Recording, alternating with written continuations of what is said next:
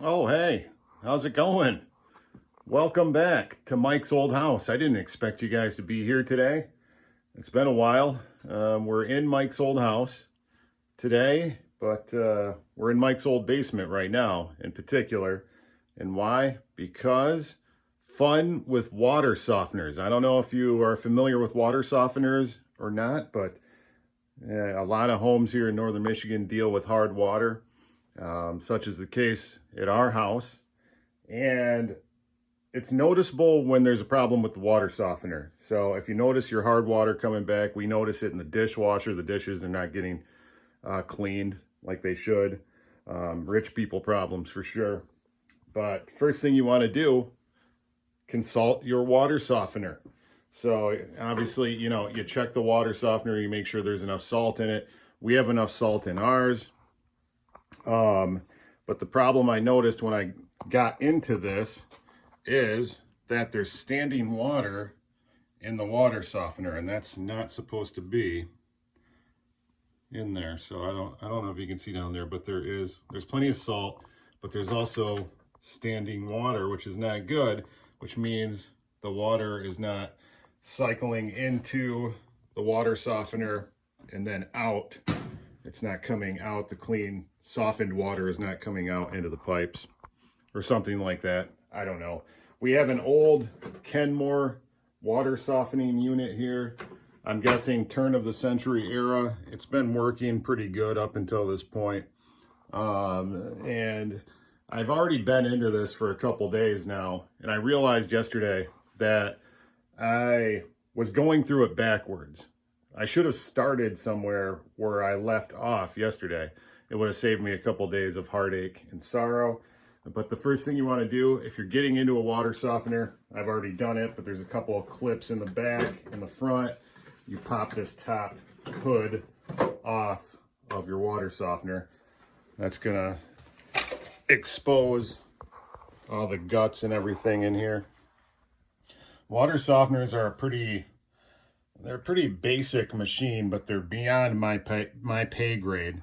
Pretty much, I would say, from the time I've got into this already, we should have just hired it out or, bought a new water softener at this point. But being Mike's old house, we're going to do this the hard route. All right. So I've gone through a couple different things here in the water softener. Again, basic machines. Water comes in from your piping, goes through the salt, and out through the machine into your pipes. One thing I have not really got into completely is this little mushroom looking thing right there. And I started this process yesterday, and I only did it part way because I thought I was done. Through research, I realized that there's a little more to it. So this thing right here, I forget what it's called. I don't know what the heck it's called, but it just twists right off. This helps the water go in and out of the machine. Be easier with two hands. But there's some filters in here. I don't know if you can see this or not, but there you go. I've twisted that off. Still looking for a cameraman. Most all of your basic water softeners are going to have this kind of similar setup. So you take this thing off, take the top off. You're supposed to turn the water off. I've not done that. The water is not really moving through here, so I'm not too concerned about it. Once you take that cap off, there's an initial filter right here. Now, yesterday, this filter was like orange and just full of sediment and, obviously hard water had taken its toll. So I took that apart, I cleaned it out, but I realized that there's probably more to it than that. Now to take these out, they're pretty easy. They just simply unseat. Good to go. You take it out. There's the filter. I cleaned it all thoroughly yesterday. I thought that would do the trick. Unfortunately, it didn't do the trick, like most things here at Mike's old house.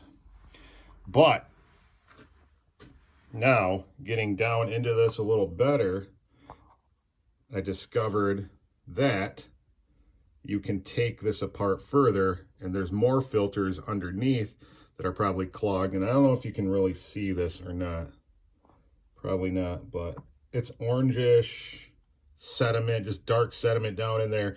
And that little black O-ring, that's an important part of the water softening process. I guess water comes in and out through that little black piece. There's a tiny pinhole there.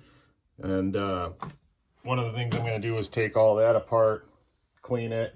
And those little pinhole pieces, actually you just take I'm guessing you can take a little paper clip and jam it down through any of those holes and try to get out some of the clogs. So I'm going to tear into this. We'll come back, see what I find. Riveting episode, Mike's Old House. All right, we're back to Mike's Old House. I saved you from the boring details, but in fact, I shouldn't have done that because I might have figured a couple things out that were important to this whole episode. But I'm going to take you over here. If you remember, we left off. My main focus was on this cap right here. It looks like a mushroom cap. This thing. I don't know the official term for it or not, but I took that apart. Remember, there was a big filter right underneath. You pull that out. I cleaned it, CLR'd it, soaked it. And then under that big main filter in here, there's a disc with a couple holes in it. And there's another filter, a tiny, really small little filter inside that. And there's also a couple rubber gaskets with tiny little pinholes in them. And what I did is I pulled all that apart. Obviously cleaned those metal filters, little baskets, and then with a paper clip, I poked through any of those little rubber gaskets that you see. Take them out. You can clean them out, soak them as well, CLR, whatever, however you want to do it, maybe even just water, depending on how bad they are. But those little rubber gaskets, just gently poke a paper clip down through them. Sometimes I think you can get a clog from debris or hard water. It can be salt chunks because salt water moves up and down through this stuff. All right, so I've since put everything back together, cleaned everything out. Now I'm running a regeneration cycle on this water softener, and a regeneration cycle basically flushes the old water out, brings new water in, just so you have cleaner water cycling through into your faucets, showers, etc. Now, one thing that's happening here that hasn't been happening the past few days, I've been messing with this. I don't know if you can hear this or not.